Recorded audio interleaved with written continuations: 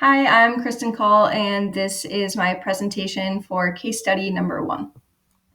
The description of my client is that she is a female, age 7, diagnosed with autism spectrum disorder. Behavior of concern is physical aggression, so any instance of the client hitting, kicking, pushing, pinching, or biting another person, except in part of an appropriate activity or SD. The reinforcement contingency here was the removal or delay of a non-preferred task or stimuli immediately after physical aggression occurred, increase the likelihood of her engaging that physical aggression in the future. So basically the contingency to her was, if I engage in physical aggression, I won't have to do the task, and or I will prolong or delay the start of having to do the task.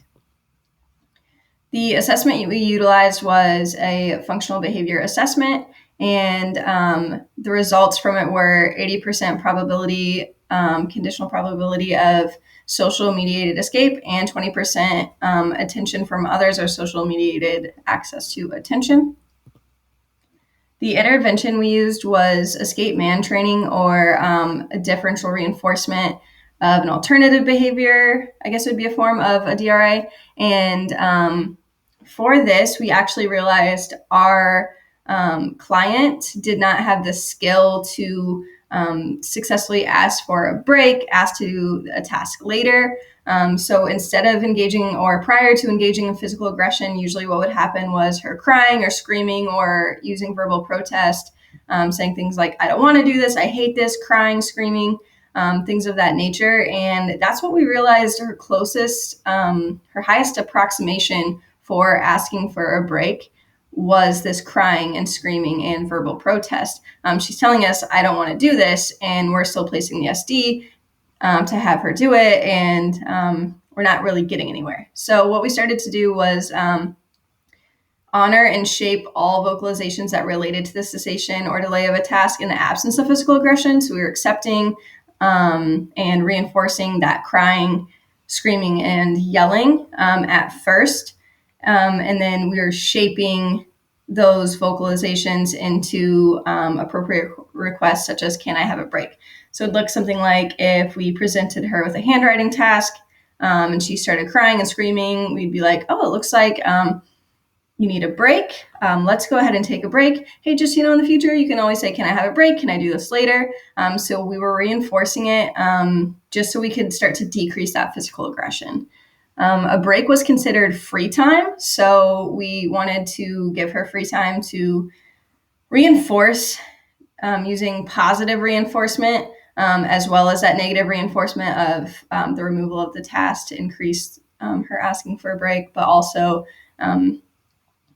presenting her with some of her preferred items after asking for a break. So the duration of free time was contingent on the appropriateness and the spontaneity of her escape man. So if she asked for a break appropriately, didn't cry, didn't scream, then we would give her up to 2 minutes of free time. If we had to prompt her to ask for a break and she whined a little, maybe like 1 minute of reinforcement time. And then it was 30 to 45 seconds if she was crying, screaming, and yelling for a while, and we had to prompt her repetitively for her to ask for a break until she finally did.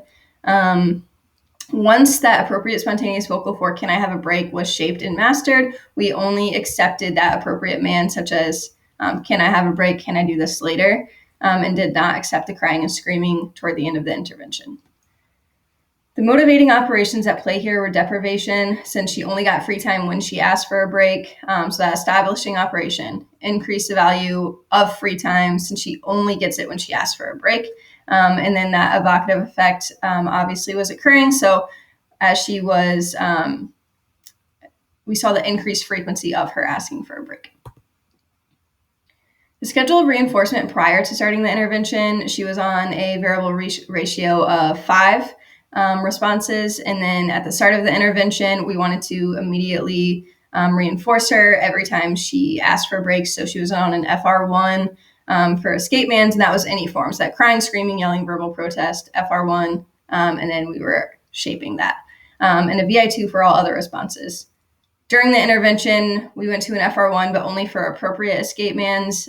So only can I have a break, can I do this later, etc. And then a VI2 for all other responses. And then at the end of the intervention, we actually took it to a variable ratio of 2 for appropriate escape mans and VI2 for all other responses. The response maintenance here, so as we kind of talked about earlier, once that spontaneous escape man was mastered, reinforcement was only contingent upon appropriate escape mans in the absence of crying, yelling, screaming in the form of, can I have a break? Can we do this later? Etc. And then we also thinned out that schedule of reinforcement from an FR1 to a VR2 and thinned that duration of reinforcement to ensure she was maintaining the skill as we were removing parts of that initial intervention. And then that generalization across settings and subjects, we ensured to do parent training to ensure that it was generalizing into the home setting. And we had 2 different therapists throughout the day on the client so that she was getting generalization across both settings and across people. The outcome of this was that the client did master requesting breaks pretty quickly, just within a couple days. Once we did start only accepting appropriate escape mans in the absence of crying and yelling, as well as physical aggression, that frequency of escape mans were maintained at that high level. She was asking for breaks consistently, almost to the point where she was pretty much getting free time her whole session because she was consistently asking for breaks. That all maintained at a high level for a couple of weeks until while physical aggression decreased to almost 0 instances per session until all of a sudden it decreased. So an obstacle that we are facing now is that the client is no longer spontaneously requesting breaks and physical aggression has increased again. So we've been talking about reverting back to the beginning, accepting crying and whining, verbal protest as a break, and shaping that man for a break again, to see if physical aggression goes down again, to see if escape still is the function. If physical aggression is still going up, we may have to assess that the behavior has switched functions. So that's kind of that obstacle we're in right now. But yeah, that was my presentation for this case study. Thanks for listening.